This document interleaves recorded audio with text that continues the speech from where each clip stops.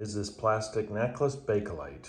Necklace overall is pretty lightweight. It's got some nice marbling in here. Clasp looks the part. Spins instead of plastic threads. It does have metal threads. The rub test, get a little bit of heat and see if we can get some of that phenolic smell out of it with the heat. When I smell it, there's no phenolic smell, which is not a good sign. When I look at this piece, there's no oxidation at all, which is not a good sign, but we'll test it.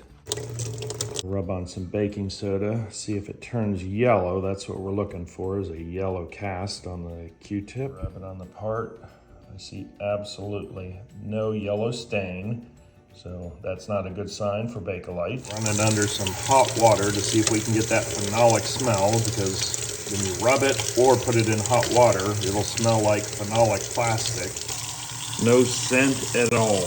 One more test that I do not like doing. We'll heat up a stick pin till it's cherry red. This is a destructive test. If it's not bakelite, it's gonna sink right in. Before I do this test, I see a seam right here. Right here, there's a part line, and if it's molded, then it's not bakelite. If I scan through some of these, a lot of these do not have part lines. Actually, I can see one here. I can see here one here. Actually, the more I look, the more part lines I see. Some of these, they must have polished extremely well, because I don't see a part line. I guess it's right in there.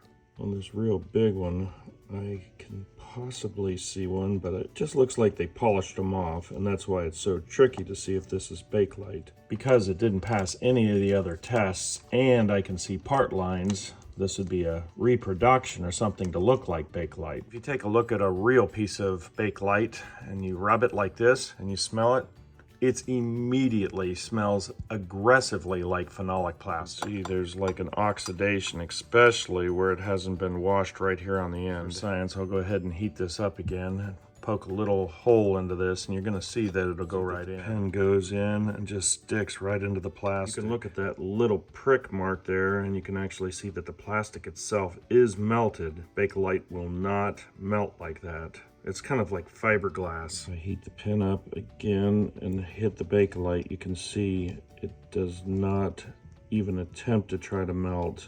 Although I don't like to do this test because it is destructive, because we put a hole in this one. I prick tested this one in an inconspicuous spot, so if someone still wants to wear this one, it's not gonna be offensive. Paid $1.50 at the thrift store. It did not pass the rub test, which I kind of figured it was not bakelite, but for $1.50 with this marbling and this clasp, I figured I better take it home and just verify.